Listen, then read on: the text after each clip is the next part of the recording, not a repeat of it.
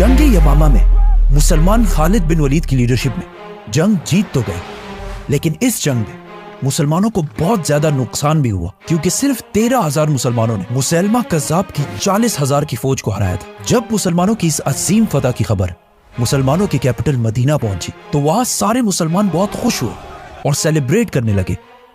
लेकिन हजरत उमर रज़ियल्लाहु तआला अन्हु ने देखा कि इस जंग में बहुत सारे सहाबा ऐसे शहीद हुए जो हाफिज कुरान थे, ऑलमोस्ट 700 सहाबा। तो उन्होंने सोचा कि अगर इसी तरह हाफिज कुरान दुनिया से जाते रहे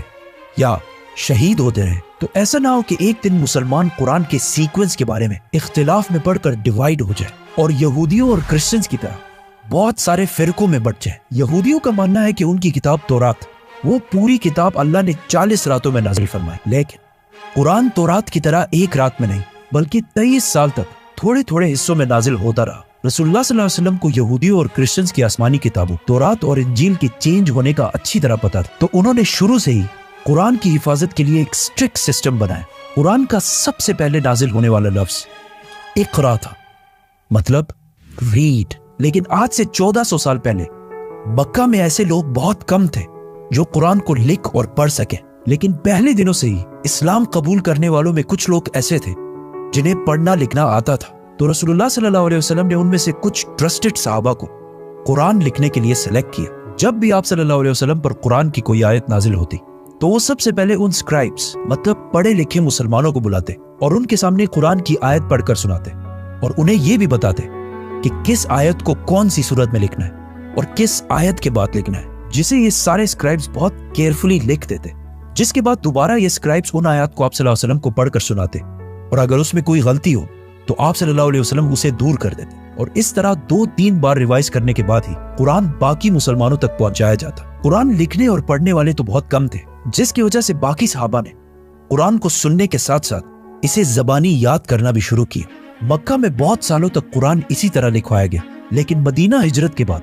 आप सल्लल्लाहु अलैहि वसल्लम ने मस्जिद नबवी के अंदर कुरान लिखवाने का एक प्रॉपर सिस्टम बनाया। मदीना की लिटरेसी रेट,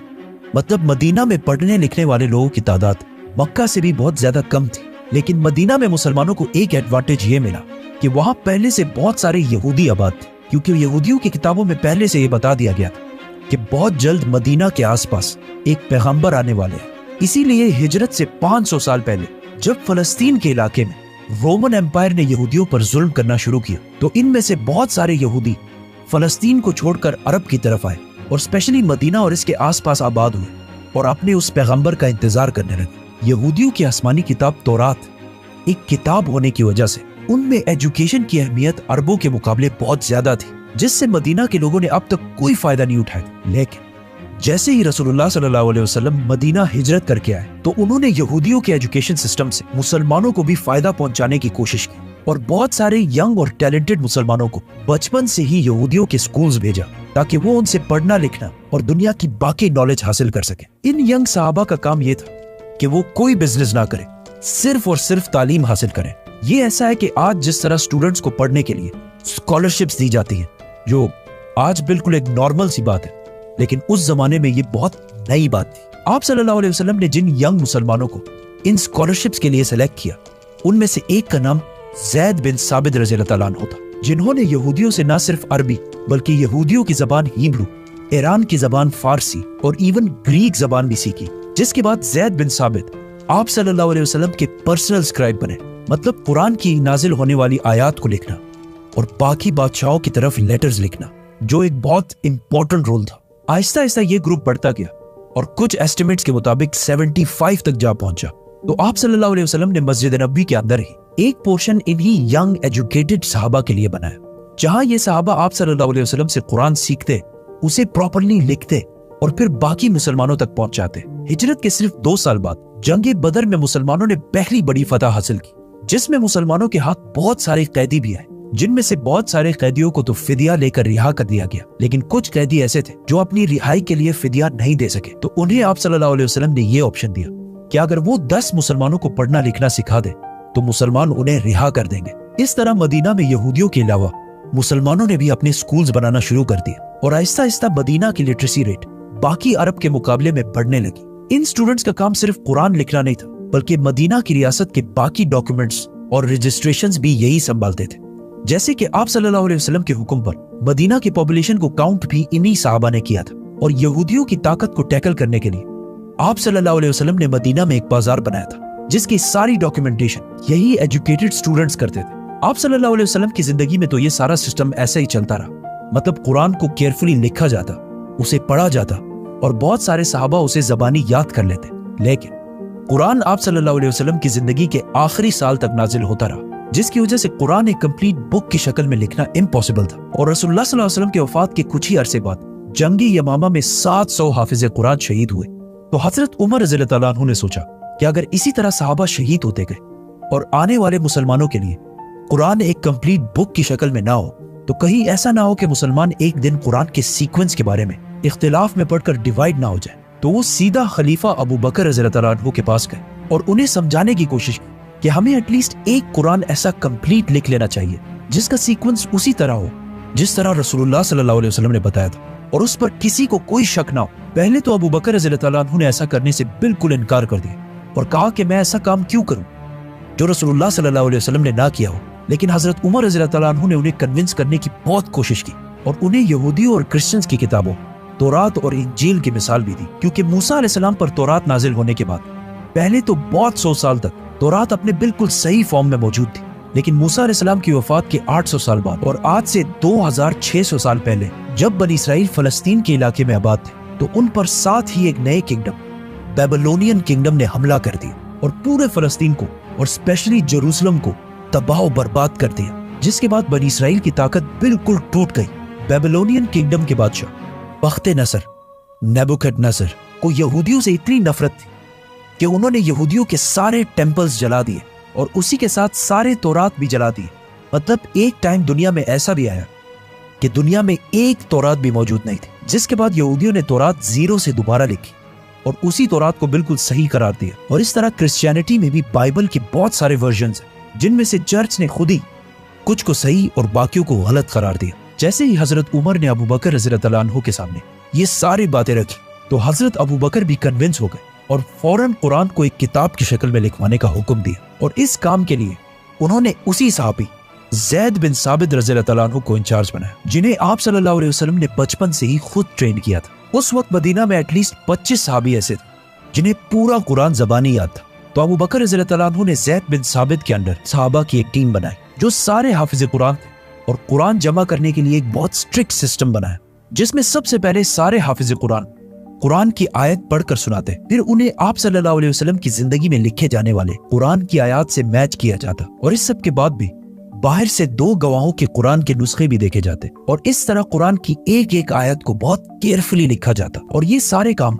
मस्जिद नबवी में सारे मुसलमानों के सामने किए जाते ताकि किसी मुसलमान को भी कोई शक व शुबा ना हो। और इस तरह आखिर सारा कुरान प्रॉपर सीक्वेंस के साथ पहली बार एक कंप्लीट बुक की शक्ल में लिख लिया गया। ये कुरान कंप्लीट होने के बाद मदीना के किसी सहाबी को भी इस कुरान पर एतराज नहीं था। अबू बकर, उमर और अली रज़ियल्लाहु ताला अन्हु सारे इस कुरान के सीक्वेंस पर राजी थे। इस कुरान के कंप्लीट होते ही इसे अबू बकर रज़ियल्लाहु ताला अन्हु के हवाले कर दिया गया, जिसके बाद अगर किसी भी मुसलमान को कुरान के बारे में कुछ जानना होता तो वो आकर इसी कुरान से उसे वेरीफाई कर लेता था। पहले खलीफा अबू बकर रज़ियल्लाहु ताला अन्हु की वफात के बाद ये कुरान दूसरे खलीफा हजरत उमर रज़ियल्लाहु ताला अन्हु के कंट्रोल में आया, और हजरत उमर रज़ियल्लाहु ताला अन्हु के बाद ये उनकी बेटी और आप सल्लल्लाहु अलैहि वसल्लम की जोजा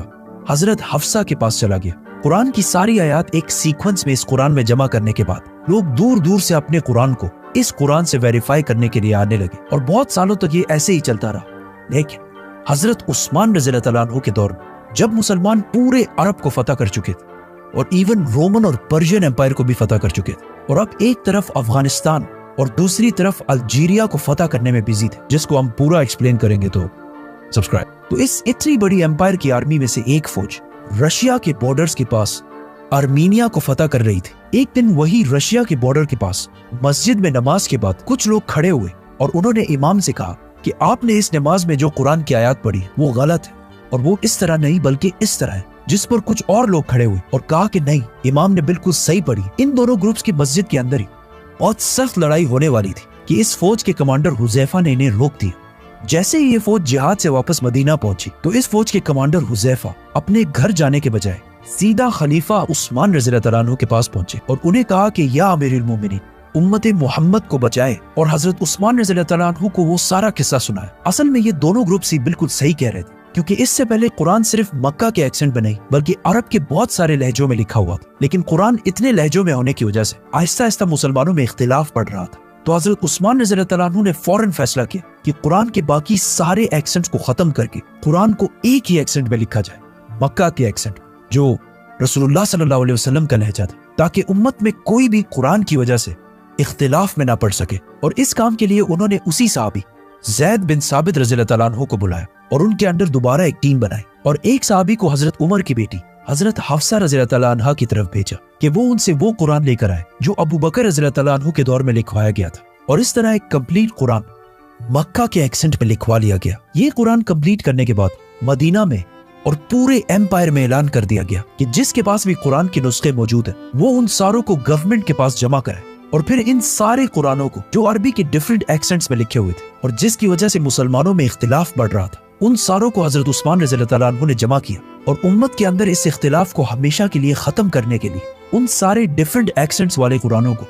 आग लगाकर खत्म कर दिया। और इस कुरान जो मक्का के एक्सेंट में मतलब रसूलुल्लाह सल्लल्लाहु अलैहि वसल्लम के एक्सेंट में लिखा गया था, उसे इस्लामिक एम्पायर के सारे प्रोविंसेस की तरफ भेज दिया गया। और कुरान की जो कॉपीज इन सूबों को भेजी गई, उनमें से आज भी कुछ कॉपीज दुनिया में बिल्कुल सही मौजूद है, जिससे कुरान की ऑथेंटिसिटी का भी पता चलता है। और आज पूरी दुनिया में मुसलमान जिस किताब कुरान को पढ़ते हैं, ये वही किताब है जो रसूलुल्लाह सल्लल्लाहु अलैहि वसल्लम पर नाजिल हुई। अबू बकर रज़ी अल्लाह तआला अन्हु ने इसे कंबाइन कर एक बुक की शक्ल में लिखा और हजरत उस्मान रज़ी अल्लाह तआला अन्हु ने इसे एक ही तरीके, एक ही एक्सेंट में लिखवाया। लेकिन जिस बात से हजरत उमर रज़ी अल्लाह तआला अन्हु डर रहे थे कि कहीं मुसलमान कुरान के सीक्वेंस की वजह से यहूदियों और क्रिश्चियंस की तरह फिरकों में ना बट जाए, तो मुसलमान कुरान की वजह से तो फिरकों में नहीं बटे, लेकिन बाकी चीजों में मुसलमान बहुत सारे फिरकों में बट चुके हैं। लेकिन इतने सारे फिरकों के बाद भी दुनिया के सारे मुसलमान एक चीज पर मुत्तफिक है और वो है कुरान। सब्सक्राइब।